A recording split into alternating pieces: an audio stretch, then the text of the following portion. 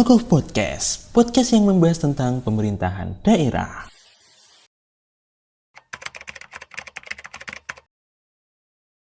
Halo teman-teman, selamat datang di mata kuliah pemerintahan daerah. Saya dan Mas Ardian kali ini akan membahas tema yang barangkali menjadi menarik setelah 20 tahun perjalanan desentralisasi di Indonesia.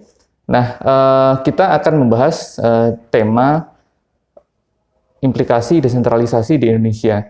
Nah, tema-tema ini sebenarnya sudah banyak dibincangkan oleh banyak pemuka ya, tokoh-tokoh atau scholar ya, atau akademisi. Nah, tapi yang sering kita lupa bahwa kita sudah 20 tahun dan apa yang perlu kita sebenarnya hadapi atau apa yang kita akan program atau trajektori untuk masa depan itu seperti apa.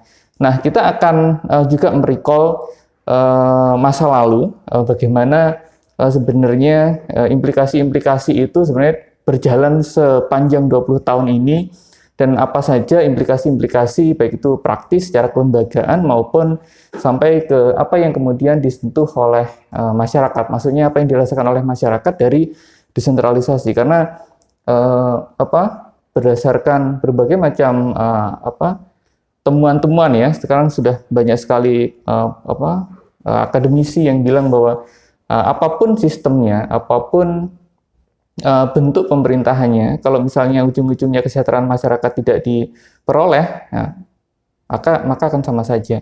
Nah, kita saat ini, saya dan Mas Ardian, ditemani diskusi kali ini dengan Pak Dwi Harsono, MA, MPA, PhD. Beliau juga Ketua Jurusan Administrasi Publik di UNY.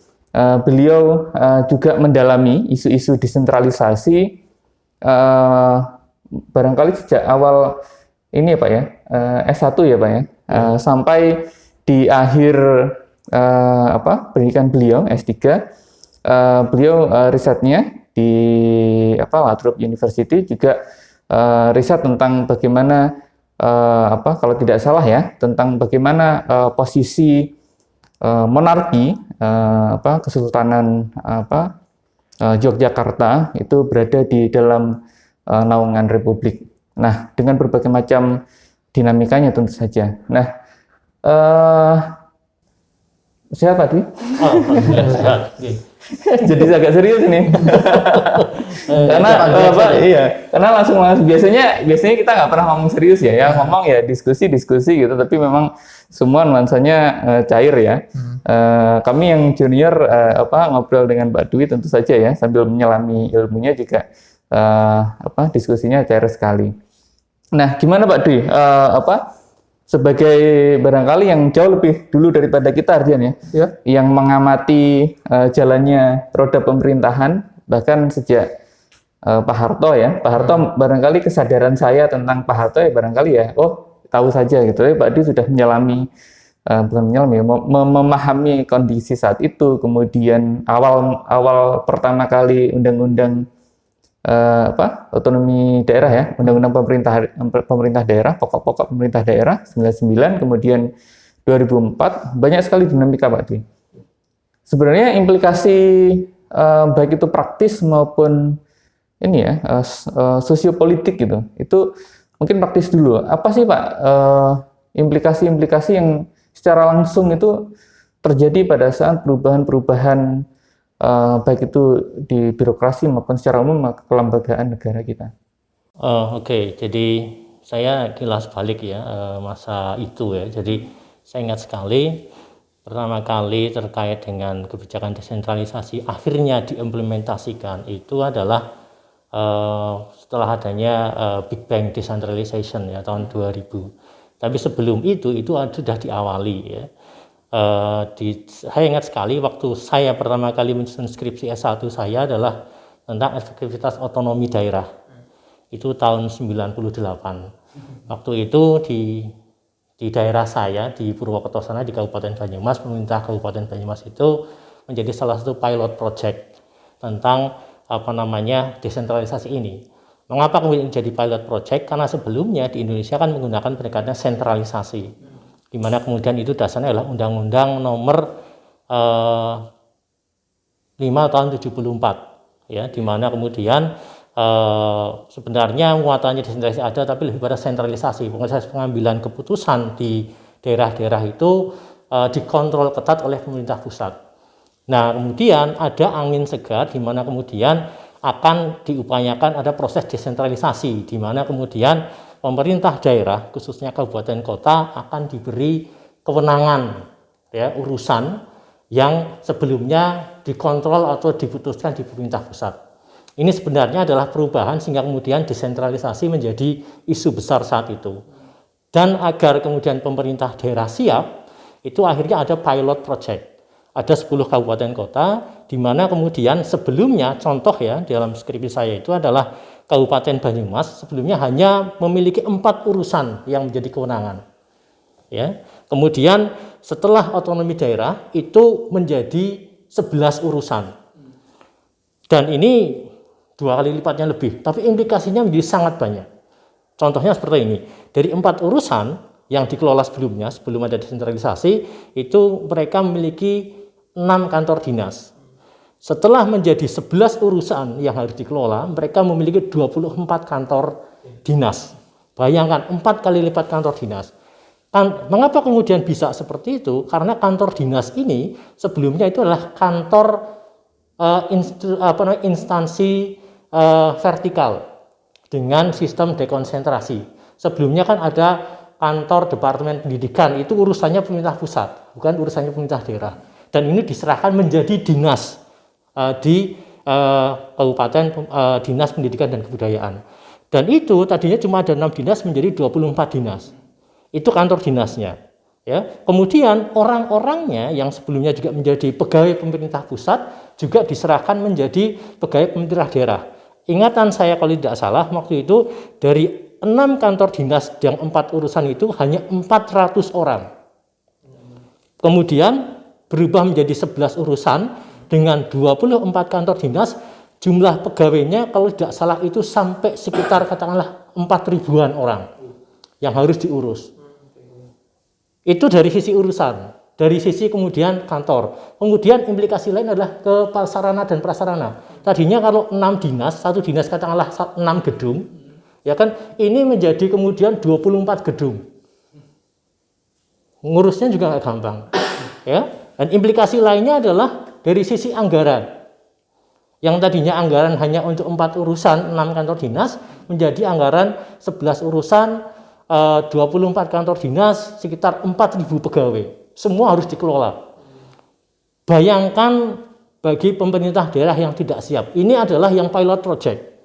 Ya, ini yang pilot projectnya seperti itu. Jadi itulah gambarannya di masa itu. Dan ya saya bersyukur saya mengalami itu ya, itu tahun 98.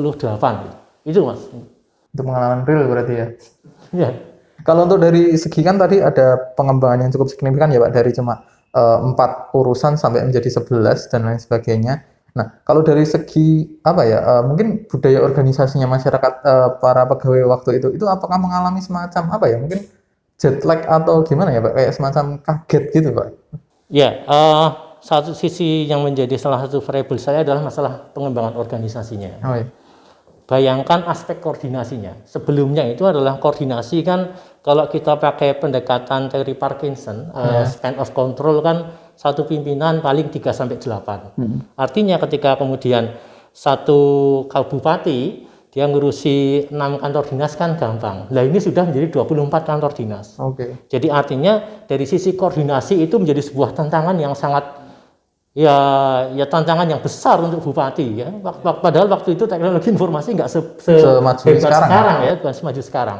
Bagaimana kemudian salah satu karakteristik dalam birokrasi, koordinasi kan seringkali jadi bermasalah. Nah, yang tadinya hanya 6 kantor dinas saja mungkin itu juga sudah mungkin banyak urusan di situ. Bayangkan kalau menjadi kemudian 24 kantor dinas, atau kalau tidak salah dengan undang-undang yang nomor 32 tahun 2004, kalau nggak salah urusannya itu 16. Kalau yang sekarang yang terbaru yang nomor 23 tahun 2014 itu kurang lebih urusannya juga sama, sekitar 16-an. Bayangkan urusannya. Cuma untungnya ya sekarang udah ada teknologi informasi. Ya, bayangkan tahun 2000-an sekarang tahun 2021. dengan aspek koordinasi yang harapannya dulunya mungkin masih terkendala dan kemudian itu mungkin sekarang sudah agak terpecahkan. Tapi dahulu tidak gampang karena apa? Yang digunakan kadang dengan surat, kurir, atau yang paling cepat dengan telepon, ya. Dan kadang-kadang tidak bisa kemudian komunikasi langsung. Artinya apa? Ketika koordinasi juga menjadi sebuah hambatan, proses pengambilan keputusan juga menjadi sesuatu yang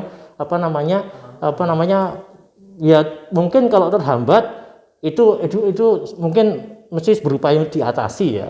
Tapi kemudian itu menjadi tantangan juga, menjadi mungkin sesuatu yang harus bagaimana itu diatasi segera dengan karakteristik organisasi yang mungkin span of control-nya atau flat organisasinya sudah muncul gitu. Kalau dari mekanisme semacam monitoring atau pengawasan terhadap bawahannya itu jadi gimana Pak? Tadi kan masalah koordinasi kita katakanlah susah banget ya di waktu itu karena lagi-lagi WhatsApp aja belum ada, WhatsApp group tuh belum ada. Kalau sekarang kan mungkin tinggal bikin surat, kirim WhatsApp group semua udah tahu. Nah, Telepon waktu itu. Oh ya, telepon ya. Tapi telepon, Telegram, gitu. faksimil. Ini nggak ada yang tahu nih Telegram yang sekarang tuh Telegram ini. Aplikasi. Nah itu untuk dari segi kontrol sendiri Pak, dan maksudnya kayak semacam evaluasi, pengawasan terhadap bawahan itu bagaimana juga Pak? Ya, mungkin kalau di internal satu dinas, mereka mungkin sudah punya sistem yang berjalan ya. Oke. Artinya karena pimpinan juga mengontrol langsung. Yang mungkin agak sedikit dilematis adalah bagaimana kemudian seorang bupati, ya, dan kemudian dibantu oleh sekda untuk mengontrol secara otomatis dinas yang banyak ini. Waktu 99 2004 itu bupati-bupati itu menghabiskan masa jabatan dari pelantikan sebelumnya atau? Seingat saya mereka tetap saja ada proses 5 tahun menyelesaikan itu. Karena waktu itu belum ada memang di awal-awal seingat saya dahulu pemilihan bupati itu kan dikontrol oleh negara. Ya kan, kemudian setiap kabupaten kota ketika memilih itu memang menyesuaikan dengan waktu habisnya itu. Jadi belum ada pemilu pilkada, itu belum ada dahulu. Jadi pemilu serentak 2005 ya? Ya, pilkada itu baru ya undang-undangnya tahun 2005 ya, pasca undang-undang nomor 32 tahun 2004. Jadi proses monitoring dan evaluasi untuk internal kantor dinas yang ada di kantor departemen yang bermigrasi menjadi kantor dinas, saya kira mereka sudah ada. Tapi kemudian bagaimana evaluasi dan koordinasi antara bupati dengan kepala dinas ini, yang notabene mereka sebelumnya itu adalah berkoordinasi langsung dengan mungkin kantor wilayah di provinsi, kemudian berkoordinasi dengan kantor departemen atau pemerintahan di Jakarta, sehingga kemudian mereka menjadi berkoordinasi kepada kepala daerah. Dan ini mekanismenya memang saat itu tidak mudah, tapi memang saya kira menyesuaikan ya. Artinya seingat saya dari struktur dan pengembangan ada 2 variabel yang saya gunakan waktu itu. Mereka secara internal kalau per dinas ketika mereka sudah menjadi dinas dari kantor departemen mereka tidak masalah, tapi memang mekanisme untuk evaluasi dan monitoring antara kantor dinas yang sebelumnya departemen menjadi bagian dari kantor di bawah pemerintah kabupaten atau kota. Ini yang mungkin waktu itu memang menjadi kendala. Karena eselonnya kan dulu beda. Iya. Kantor departemen eselonnya itu hampir setara dengan eselon seorang kepala daerah. Tapi ketika menjadi kantor dinas mereka eselonnya turun. Dan ini kan tidak gampang ya proses secara psikologis untuk itu. Tapi itu yang tantangan saat itu saya kira. Tapi kalau di internal kantor departemen yang berdiri itu saya kira tidak ada masalah waktu itu.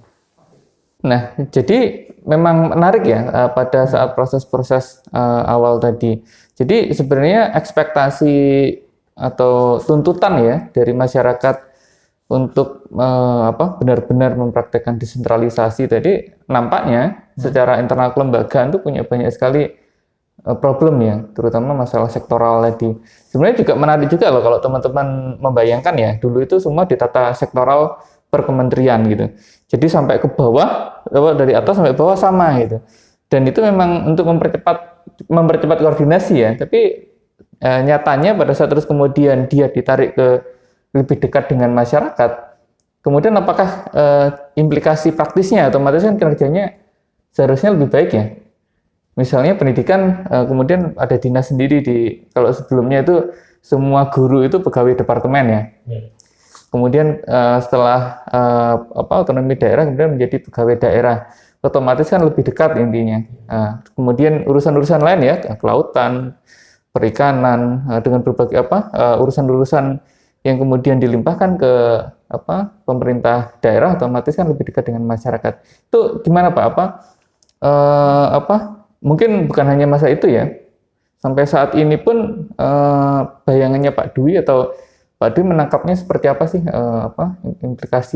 implikasi praktis yang kemudian dirasakan oleh masyarakat? Oke. Tapi sebenarnya saya menjelaskan satu hal. Dahulu menteri itu kepala departemen, baru berubah kurang lebih zamannya Pak SBY, ya disebut kemudian kementerian. Ya. Jadi ini agar kemudian departemen ya, masih kita pakai ya. Dulu namanya masih departemen ya. Departemen dalam negeri itu kementerian dalam negeri. Sekarang jadi kementerian dalam negeri, tapi menterinya namanya sama, menteri dalam negeri. Saya SMA sampai kuliah itu ini kok Pak, banyak juga generasi saya yang masih melafalkan kementerian itu ke departemen. Ya. Sebenarnya seperti ini. Yang menarik adalah setelah kemudian ya implikasi praktis, setelah kemudian ada urusan yang diturunkan di daerah-daerah itu, sebenarnya ini kan sebenarnya jargon desentralisasi adalah memberikan kewenangan pemerintah daerah untuk mengurus rumah tangganya sendiri. Mengurus rumah tangganya sendiri karena apa? Pemerintah daerah kan yang tahu kebutuhannya. Ketika kemudian mereka diberi kewenangan, harapannya adalah program-programnya itu program-program yang membumi, program-program yang memang dibutuhkan. Berbeda dengan program yang didesain dari pemerintah pusat turun ke daerah, itu nanti kadang-kadang nggak nyambung. Contohnya, katakanlah kota Yogyakarta kan nggak punya laut. Kalau kemudian didesain dari pusat turun ke Jakarta ada yang urusan kelautan kan nggak mungkin. Sehingga kemudian meskipun urusan itu diturunkan ke pemerintah daerah itu bisa mendesain kegiatan itu sesuai dengan kebutuhannya. Artinya apa? Sektor-sektor yang dimiliki itu sajalah yang kemudian menjadi urusannya. Artinya itu saja satu langkah itu aja sudah artinya sudah mendekatkan dengan kepentingan daerah. Kemudian yang kedua, ketika kemudian proses pengambilan keputusan itu juga menjadi salah satu implikasi lain dari proses desentralisasi adalah apa? Ketika kemudian untuk memutuskan urusan itu akan dikerjakan atau digarap dalam bentuk program-program kegiatan di dinas, itu kan di situ ada katakanlah diskusi antar pemerintah daerah di mana itu melibatkan antar eksekutif yaitu bupati atau wali kota dengan pemerintah dengan DPRD. Artinya DPRD ini adalah perwakilan masyarakat lokal, sehingga kemudian di situ masyarakat lokal juga bisa bersuara atau kemudian konstituen anggota DPRD ini kan masyarakat yang ada di daerah itu bisa menyuarakan kepentingan mereka melalui pemerintah daerah ini melalui DPRD itu, sehingga kemudian yaitu tadi bisa langsung dirasakan manfaatnya atau program-programnya langsung menyentuh kepentingan masyarakat lokalnya. Kan kalau anggota DPRD itu kan ada masa reses itu digunakan untuk menemui konstituen, menjaring informasi dari konstituen, sehingga kemudian menyuarakan lagi kepentingan konstituennya di dalam proses rapat dengan eksekutif ya, kepala daerah untuk memutuskan atau pengambilan keputusan terkait dengan kebijakan-kebijakan yang akan dikembangkan oleh daerah. Ini salah satu implikasi dalam proses pengambilan keputusan yang mendekatkan dengan kebutuhan masyarakat yang sebelumnya tidak bisa dilakukan sebaik itu. Jadi sebenarnya kalaupun misalnya dari si praktikal seperti itu ya, tapi mungkin buat gambaran juga buat teman-teman Pak, sebenarnya tadi menarik posisi DPRD kan, sebenarnya kan sudah ada sejak dulu, dan mereka memang tugasnya untuk memberikan aspirasi, menyuarakan aspirasi, walaupun dari sisi kepala daerah itu memang ada penunjukan ya istilahnya, walaupun sistemnya katakanlah masih ada undang-undang tentang pokok-pokok pemerintah daerah, tapi nyatanya memang itu sebagai demokrasi perwakilan. Iya, layer saja. Nah, sebenarnya kan tidak terlalu berbeda memang sejak dari dulu Pak ya. Proses pembuatan keputusan tadi. Ya, sebenarnya proses pembuatan keputusan dahulu memang seperti itu, ya, tidak ada perbedaan ya. Perbedaannya kan pasca ada pilkada, dan kemudian pengisian pada ya, pemilihan langsung. proses pengisian jabatan ya. Proses pengisian jabatan waktu itu kan ada pemilu, partai kemudian mengirimkan wakil-wakilnya, ya tidak dipilih langsung, ya. Kemudian kepala daerah juga kandidatnya dikirim ke Jakarta. Nih Jakarta memberi indikasi siapa yang akan dipilih, kemudian oleh DPRD akan ini loh yang menjadi yang di lampu hijaukan oleh pemerintah pusat, sehingga oleh pemerintah pusat menjabat ACC begitu, sehingga oleh DPRD kemudian dia yang akan dipilih aklamasi biasanya, ya. Walaupun prakteknya itu ya ABRI, Golkar, Ya, birokrat senior, birokrasi senior gitu biasanya seperti itu. Nah, cuma ketika pengambilan keputusan, ya mereka sebenarnya sama prosesnya seperti tadi. Tapi sebelum ada otonomi daerah, karena kemudian desain regulasi dan program itu dari pemerintah pusat, mereka tinggal ketok saja menyesuaikan. Gitu. Nah, dengan adanya desentralisasi, ya, di mana kewenangan itu ada domainnya atau kepala daerah kabupaten Pemkab dan Pemkot itu menjadi daerah otonom, dia kemudian diberi kewenangan untuk membuat memformulasikan kebijakannya yang itu diturunkan dari kebutuhan masyarakat, ya, ada musrenbang dan lain-lain, ditarik menjadi keputusan di pemerintah di Bapeda begitu, dan kemudian akhirnya dirapatkan atau didiskusikan di kantor DPRD sehingga kemudian itu ditetapkan. Prosedurnya memang tidak banyak berubah saat itu, tapi kemudian dengan adanya desentralisasi menjadi kemudian peluang bagi pemerintah daerah untuk memformulasikan, mendesain dan memutuskan kebijakan-kebijakan yang sesuai dengan kebutuhan masyarakat lokal gitu. Ada visi misi bupati ya. Daerahan seperti itu. Kalau yang sebelumnya ya tinggal kayak Pak Camat atau Pak Lurah yang menarik adalah seperti ini kaitannya dengan itu. Jadi ketika bupati terpilih itu adalah memiliki visi untuk pengembangan daerahnya baik, maka kemudian seringkali ada istilahnya kalau dalam administrasi adalah best practices, ya praktek-praktek yang baik yang kemudian muncul di pemerintahan daerah karena kemudian pemerintah daerah itu bisa dengan baik memunculkan potensi daerahnya dan membuat kebijakan-kebijakan di mana kebijakan-kebijakan itu meningkatkan kinerja pemerintah daerah, meningkatkan keberhasilan pemerintah daerah dalam melaksanakan program, dan di satu sisi juga masyarakat juga menjadi semakin meningkat ya kesejahteraannya. Berbeda dengan mungkin kepala daerah yang mungkin hanya administratif saja, ya, tidak visioner dan lain-lain, akan berbeda. Dan itu banyak kasus di mana kemudian pemerintah daerah yang visioner dan bagus ketika sudah melaksanakan desentralisasi ini menjadi kapasitasnya meningkat daerahnya. Contoh salah satunya adalah ya kota Yogyakarta, ya. Dia selalu menjadi patokan ya best practices di pelaksanaan pemerintahan daerah di Indonesia gitu. Walaupun kita nggak pernah memilih gubernur ya. Itu kan tadi kota. Oh iya. Nah, tapi menarik juga ya. Menarik juga implikasi langsungnya kan sebenarnya juga ini kayaknya kalau dilihat dari Undang-Undang Dasar itu kan kita proses gubernur itu kan kepanjangan tangan ya, dikonsentrasi ya dari pusat ya. Tapi nyatanya di Indonesia sampai undang-undangnya pun pemilihan di semua ini implikasinya besar, Pak. Mungkin bukan tentang politik ya, bagaimana kekuasaan itu diperebutkan, tapi dari sisi strategi pemerintah kan istilahnya tanahnya sama, orangnya sama yang menjadi objek dari kebijakan, tapi ada dua orang nih yang kemudian punya program yang barangkali mungkin berbeda, bupati dan gubernur. Gubernur kan seakan-akan nggak punya wilayah dan nggak punya tanah gitu. Jadi otomatis dia bangun jalannya punyanya bupati gitu. Jalan itu punyanya kota gitu. Jadi posisi seperti ini tuh sebenarnya kalau menurut Pak Dwi otonomi yang kebablasan tidak sesuai Undang-Undang Dasar atau memang itu yang kemudian diharapkan? Sebenarnya seperti ini ya. Kalau di dalam pemerintahan atau administrasi publik seperti kita itu ada yang namanya elected official. Bahasa kerennya itu adalah pejabat politik. Ya kan? Pejabat politik itu ada dari presiden, gubernur, wali kota, dan bupati. Mereka menjadi pejabat publik karena dipilih secara politik. Dan kemudian harapannya adalah sebenarnya dengan proses politik ini mereka menjadi orang yang kemudian ada istilah akuntabel. Kalau mereka tidak akuntabel, maka kemudian ada resiko-resiko di situ. Dan legitimate ya. Ya, dan legitimate ya. Nah, yang menarik adalah seperti ini.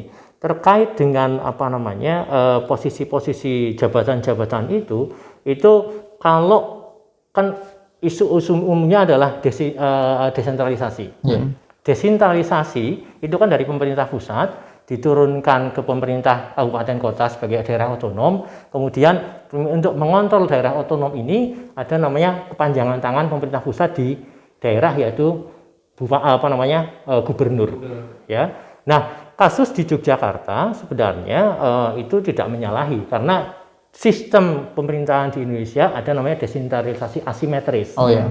Kalau yang simetris itu yang contohnya adalah Presiden melalui Menteri Dalam Negeri ke Gubernur Jakarta, kemudian Gubernur Jakarta ada kemudian Bupati Kabupaten Bupati dan Wali Kota. Cuma di Jakarta Bupati dan Wali Kota itu nggak dipilih. Contoh kasus misalkan di Jawa Tengah lah ya. Presiden mulai Menteri Dalam Negeri ke Gubernur turun ke Kabupaten Kota di Jawa Tengah. Ini simetris karena urutan. Nah, yang asimetris contoh adalah yang Jakarta untuk di Kabupaten Kota. Kalau di Yogyakarta itu asimetrisnya adalah yang di Gubernur karena itu tidak dipilih secara politik. Tapi kemudian mekanisme pemerintahannya itu masih bisa berjalan karena itu masih sesuai dengan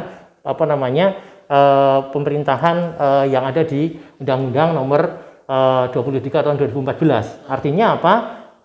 Gubernur adalah kepanjangan tangan dari pemerintah pusat.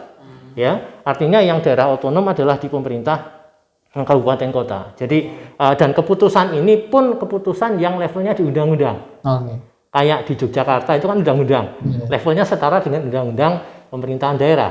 Di Jakarta pun sebagai daerah khusus ibu kota pun levelnya undang-undang. Sehingga kemudian tidak menyalahi itu. Walaupun kemudian memang yang agak unik adalah kasus di Yogyakarta kalau provinsi itu pakai undang-undang atau yang pemerintahan daerah atau undang-undang yang keistimewaan. Nah kan? Tapi kemudian yang menarik adalah di sini. Yang agak bingung memang ya pemerintah kabupaten kota. Kalau pemerintah kabupaten kota, mereka secara administratif keorganisasian mereka masih mengacu kepada undang-undang pemerintah daerah. Tapi kemudian untuk urusan-urusan yang terkait dengan 5 urusan keistimewaan Yogyakarta, mereka menggunakan undang-undang keistimewaan. Kadang-kadang ini menimbulkan kebingungan, tapi sampai saat ini kok ya masih berjalan baik-baik saja ya. Tapi kan ada proses evaluasi terus-menerus yang dilakukan. Artinya harapannya semoga itu tidak menimbulkan permasalahan. Baik-baik saja itu sungkan mau protes, Pak. Oh, ya itu juga bisa ya. Saya ketemu Ngarso Dalem itu sudah dua kali ya untuk penelitian saya sendiri.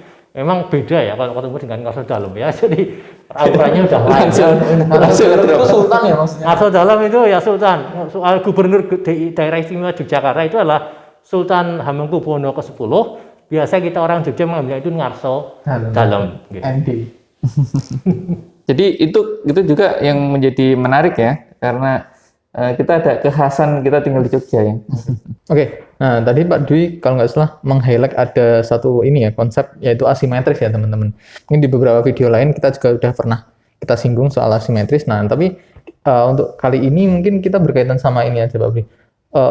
Gimana sih Pak kaitan antara asimetris ini dengan upaya daerah-daerah ini ketika sekarang sudah diberikan otonomi yang lebih untuk memaksimalkan potensi mereka supaya istilahnya dapat mencapai kesejahteraan yang ditujukan kayak gitu. Ya, seperti ini ya. Bayangkan saja sebenarnya kebijakan itu kan berlaku untuk seluruh negara, ya, undang-undang tentang pemerintahan daerah. Namun kemudian ada kebijakan sifatnya itu untuk daerah-daerah tertentu.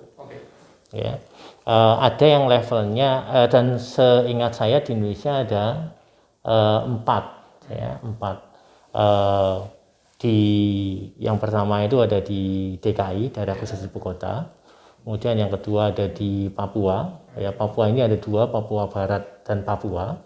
Kemudian yang ketiga itu ada di Aceh Darussalam. Dan kemudian yang terakhir ada di Yogyakarta, daerah istimewa Yogyakarta.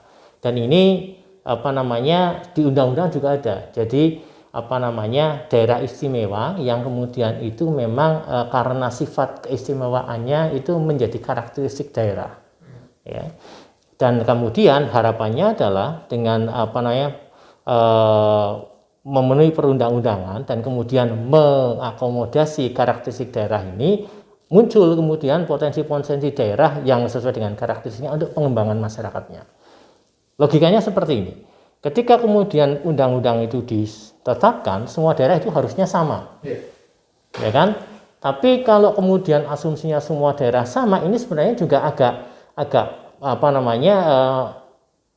menjadi sedikit kontradiktif. Karena apa? Sama itu adalah kebijakannya, tapi kemudian karakteristik keputusan, kebijakan dan lain-lain itu adalah menggambarkan karakteristik daerah. Sedangkan kemudian mengakomodasi, dan itu adalah konsep simetris. Ya, yang asimetris adalah kemudian ketika melihat daerah-daerah ini memang memiliki potensi atau karakteristik yang berbeda dengan daerah yang lain. Contohnya Papua yang potensinya sebenarnya sangat besar, namun kemudian di situ karakteristik daerahnya ada yang rakyat Papua itu, ya, dan di mana itu menjadi karakteristik daerahnya dan pengambilan keputusannya juga menjadi karakteristiknya. Kemudian untuk kota Jakarta, ya, daerah istimewa karena itu daerah ibu kota, khusus ibu kota, di mana kemudian memang koordinasi antara pemerintah pusat dan pemerintah daerah menjadi sangat intens, ya, karena itu menyangkut juga simbol-simbol negara juga ada di situ, sehingga kemudian membutuhkan koordinasi yang menjadi sangat harus komprehensif, sehingga kemudian diberi hak untuk daerah khusus ibu kota, keistimewaannya di situ. Kemudian untuk Nangor Aceh Darussalam, karakteristik lokal di daerahnya, ya, terkait dengan mungkin menjadi Serambi Mekah dan lain-lain aspek kultural dalam arti kultural keagamaan ini menjadi kemudian salah satu alasan. Kemudian untuk kasus yang di Yogyakarta, keistimewaan Yogyakarta karena kemudian aspek sejarahnya. Yogyakarta menjadi istimewa karena dulu memberikan sumbangan yang banyak terkait dengan sejarah perkembangan bangsa ini, ya, bangsa Indonesia. Tapi kemudian itu ditopang oleh karakteristik budaya dengan kemudian formalnya atau sentralnya itu ada di keraton, sehingga kemudian aspek budaya menjadi menonjol di Yogyakarta, sehingga kemudian ini menjadi salah satu alasan sehingga kemudian menjadi ada desentralisasi asimetris, ya, di daerah-daerah ini. Namun kemudian ini bisa dilakukan karena levelnya undang-undang. Tapi untuk daerah-daerah yang lain saya kira tidak bermasalah, ya. Mereka dalam konteks desentralisasi asimetris pun mereka bisa mengembangkan potensi daerahnya. Tapi kemudian untuk daerah-daerah ini kan tidak memiliki reasoning yang sama dengan 4 daerah yang akhirnya menjadi daerah istimewa atau daerah khusus dengan kemudian kebijakan desentralisasi asimetris. Walaupun reasoningnya kenyataannya juga cukup kontroversial, Pak, ya. Misalnya seperti Papua dan Aceh, mereka mendapatkan, ya, seakan-akan. Kalau misalnya tiba-tiba atau dulu misalnya nggak ada undang-undang otonomi khusus, barangkali mungkin tuntutannya tentang disintegrasi juga cukup besar. Ya, itu pertimbangan utamanya kalau menurut Pak Dwi barangkali ini, ya, selain dari sisi tuntutan, ya, mungkin, ya, dari sisi konteks keinginan untuk mendorong mereka untuk sejajar atau misalnya menyusul, ya, dengan daerah-daerah lain itu kan sebenarnya juga menjadi alasan utama, Pak, ya. Ya, memang untuk khusus kasus yang ada di Papua itu dan di Aceh dulu kan isu masalah separatisme, ya. Dan situs separatisme itu dari situ juga mengakibatkan juga karena mungkin kesatuan atau integrasi itu belum berjalan dengan baik, akhirnya mungkin daerah ini menjadi relatif dalam tanda petik mungkin tertinggal. Oh iya. Di Papua pun di Aceh pun dalam beberapa aspek seperti itu. Saya punya beberapa kenalan di Aceh. Akibat sentralisasi atau gimana kira-kira, Pak?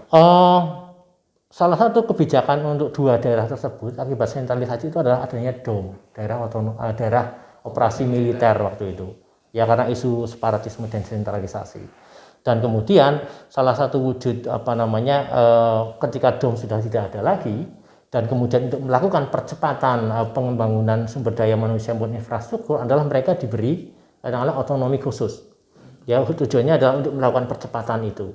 Itu menjadi salah satu. Artinya kalau kemudian mungkin dalam satu sisi diterjemahkan adalah untuk memberikan agar isu-isu separatisme itu tidak muncul, itu mungkin bisa, tapi mungkin porsinya tidak banyak. Sebenarnya yang porsinya banyak itu adalah memberi kesempatan mereka melakukan percepatan untuk melakukan pembangunan ya sumber daya manusia atau pembangunan infrastruktur, sehingga kemudian ketertinggalan yang terjadi sebelumnya itu bisa segera ditingkatkan ya, terkejar dan istilahnya match up ya, atau segera mengimbangi perkembangan di daerah-daerah yang berbeda.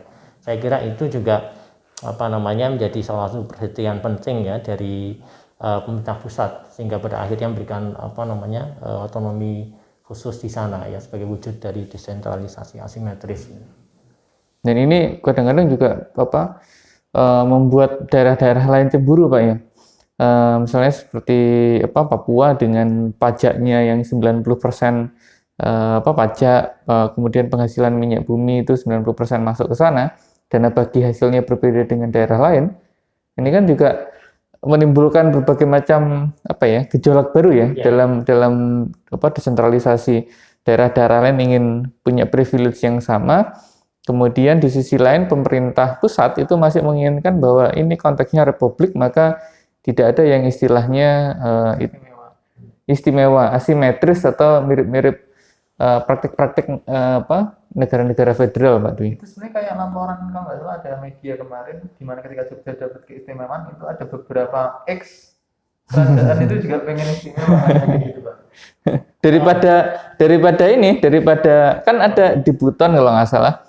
Itu memang keturunan raja, nyalon jadi bupati kalah Pak. jadi otomatis seakan-akan dia tidak diharapkan rakyatnya sendiri. Itu ini hanya asumsi umum aja. Terkait dengan itu sebenarnya yang perlu dipahami oleh kita semua ya, desentralisasi itu yang wujudnya adalah otonomi daerah juga diikuti dengan adanya perimbangan keuangan. Artinya perimbangan keuangan itu juga melihat bagaimana kemudian sebenarnya kontribusi antar daerah kepada pemerintah pusat terkait dengan APBN, dan bagaimana kemudian pemerintah pusat melakukan redistribusi atas anggaran yang diperoleh itu ke daerah-daerah itu kembali. Di sini untuk Papua dan Aceh memang dua kawasan atau dua provinsi yang memang memiliki resources ya, atau sumber natural resources yang sangat besar ya. Sehingga kemudian di samping mereka ada otonomi khusus, mereka juga pemerintah juga menerapkan adanya undang-undang perimbangan keuangan ya. Kalau undang-undang pemerintahan daerah sudah direvisi dengan nomor 23 tahun 2014, undang-undang keuangan daerah perimbangan keuangan masih dengan undang-undang nomor 23 tahun 33 tahun 2004 ya, itu masih menggunakan itu. Di mana kemudian memang daerah-daerah yang menjadi penyumbang pendapatan negara besar, mereka juga memiliki prosentase lebih besar dibanding daerah-daerah yang lain, sehingga kemudian anggaran yang disumbangkan ke APBN itu juga akan balik ke daerah tersebut menjadi dana bagi hasil, terutama yang asalnya dari hasil bumi atau sumber daya alam ya. Contohnya di Indonesia itu ada Papua, Aceh, Kalimantan Timur, dan Riau. Ya, ini 4 wilayah yang memiliki natural resources yang besar ya, yang selama ini sering diperbincangkan di Indonesia.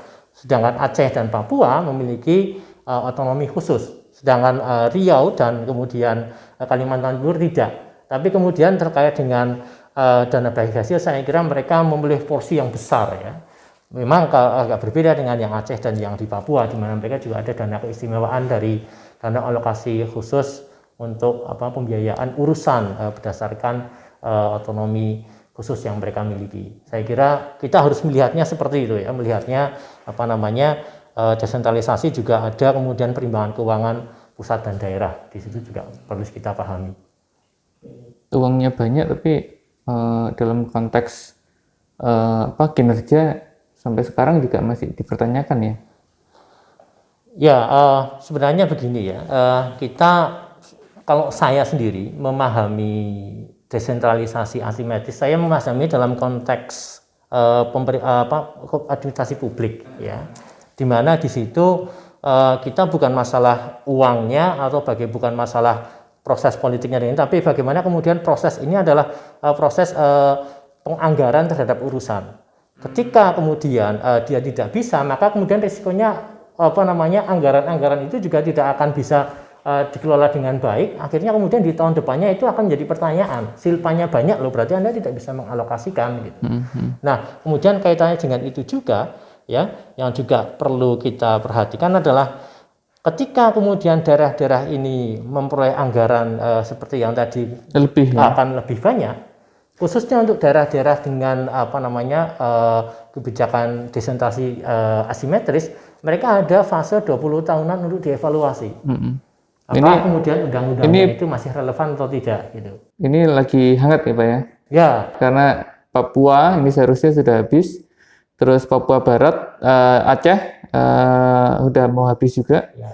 Jadi otomatis ini juga agak deg-degan ya. Kira-kira apa yang akan terjadi? Tapi ini memang konsekuensi politis ya. Mungkin memang kadang-kadang memang bumbunya banyak sekali. Ya, betul. Karena niatnya tadi kan melakukan percepatan atas pengembangan sumber daya manusia maupun infrastruktur, sehingga kemudian itu juga perlu dievaluasi. Ya, makanya kemudian evaluasinya kalau kemudian masih belum seperti yang diharapkan, sebabnya apa? Apa kemudian perlu diperpanjang atau tidak, itu juga sangat terkait dengan proses pengambilan keputusan ya, baik secara politik maupun administratif di Jakarta. Ya, dengan melihat masukan-masukan atau melihat informasi baik dari masyarakat lokal, kemudian dari proses mungkin pertanggungjawaban keuangan, kemudian juga terkait dengan akuntabilitas kinerja dari pemerintah daerah yang menyelenggarakan itu. Artinya banyak faktor itu akan didiskusikan di situ, sehingga saya kira proses pengambilan keputusan terkait bahwa kemudian itu akan diperpanjang atau tidak, atau kemudian diperpanjang dengan ada prasyarat-prasyarat di situ, karena kemudian kan apa yang harus dilakukan itu harus terukur ya, tidak bisa kemudian asal diperpanjang ada uangnya tapi kemudian dibiarkan, itu kan menjadi tidak pas atau tidak sesuai dengan mekanisme dalam proses di pemerintahan daerah. Dan itu saya kira proses itu juga sudah disiapkan dan didesain ya. Dan saya kira semua daerah akan seperti untuk daerah yang otonomi khusus ya. Saya kira juga kalau pada kecemburuan dari daerah-daerah yang itu tidak perlu ya. Lebih-lebih kalau masyarakatnya sudah sudah baik sumber daya manusianya, saya kira ya itu nanti desentralisasi simetris pun sudah mewadahi semua, karena kelengkapan undang-undangnya, perimbangan keuangan juga sudah ada semua. Nah, ini pertanyaan terakhir barangkali Pak Dwi ya.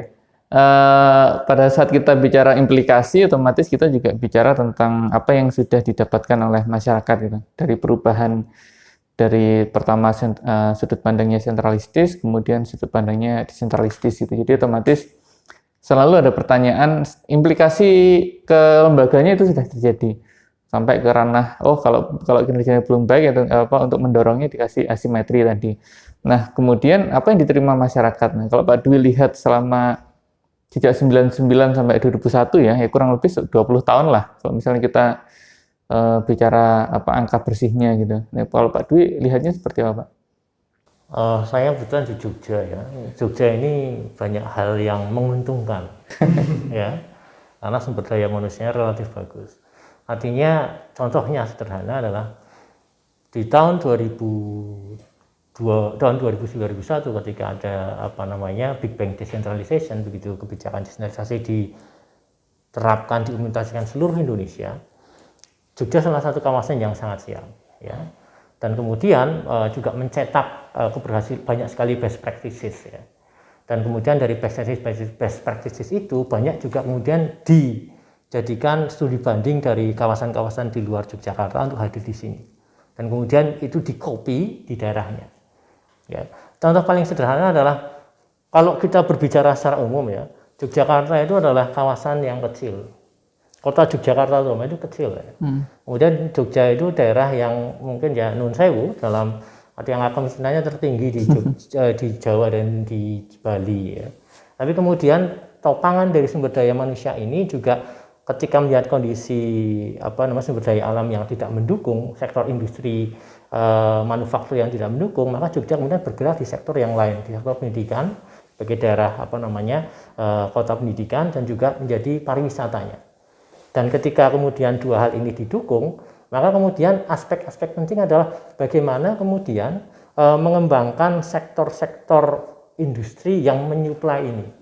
Artinya apa? Salah satu wujudnya adalah mungkin membuka peluang untuk usaha handicraft atau kerajinan atau kemudian sertifikasi guide dan lain-lain. Dan artinya apa? Potensi ini harus digarap. Akhirnya Jogja menjadi salah satu kawasan yang membuka kantor perizinan terpadu pertama. Bahkan jadi dinas perizinan itu Jogja yang pertama. Dan ini salah satu implikasi dan sekaligus menjadi manfaat yang besar. Karena apa? Perizinan di Jogja menjadi cepat, membuka usaha di Jogja menjadi cepat. Ketika kemudian usaha-usaha itu menyuplai kebutuhan Jogja terkait sektor jasa pariwisata dan pendidikan menjadi cepat, maka kemudian usaha di bidang ini sangat banyak. Sekolah, dari sekolah PAUD sampai ke perguruan tinggi di Jogja itu banyak. Itu kan butuh perizinan. Itu perizinannya lebih cepat. Kemudian untuk layanan pariwisata, banyak sekali daerah wisata di Yogyakarta yang kemudian itu bisa dibuatkan surat izinnya, itu menjadi sangat cepat. Itu adalah salah satunya itu, ya. Jadi perizinan yang lebih cepat, konsekuensinya apa? Ketika perizinan cepat, investasi juga banyak ke Yogyakarta.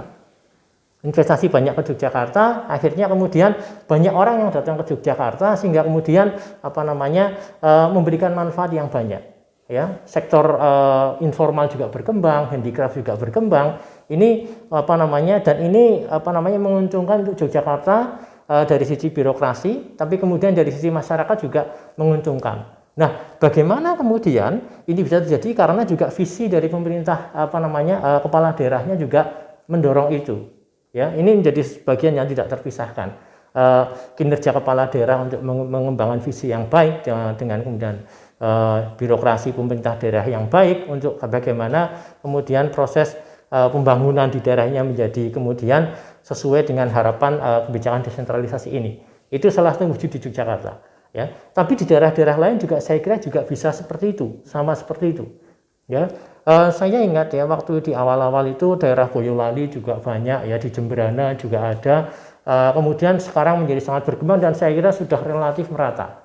Memang untuk daerah-daerah yang kawasan Indonesia Timur atau kemudian di luar Jawa itu memang upaya untuk mengejar itunya masih panjang ya. Tapi saya kira itu salah satu wujudnya.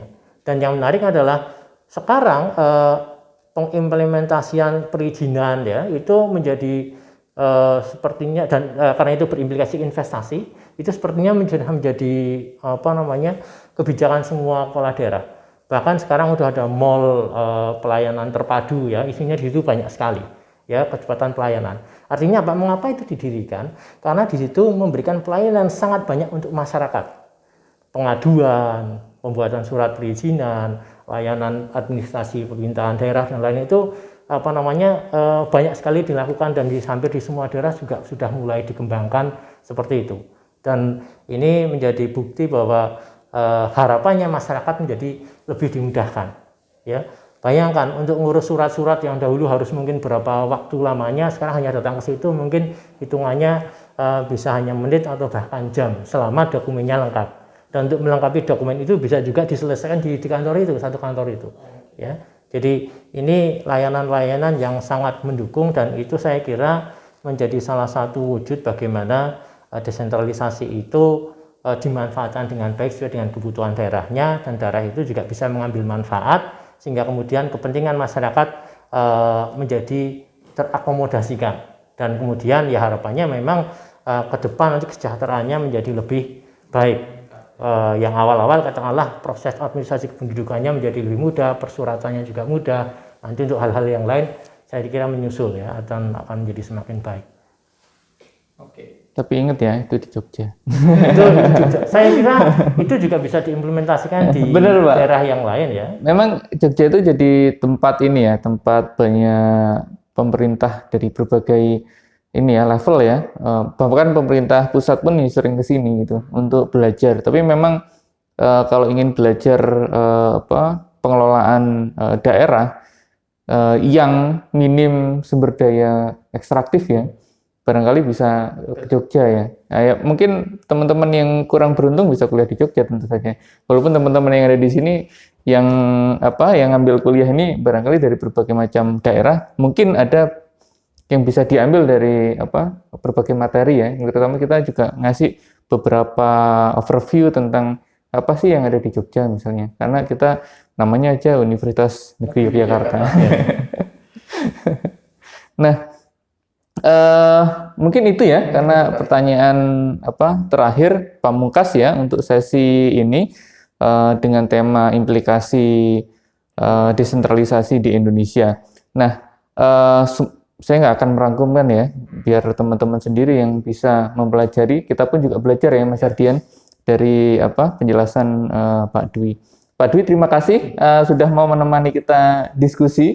Kita juga banyak belajar dari apa yang sudah dijelaskan oleh Pak Dwi.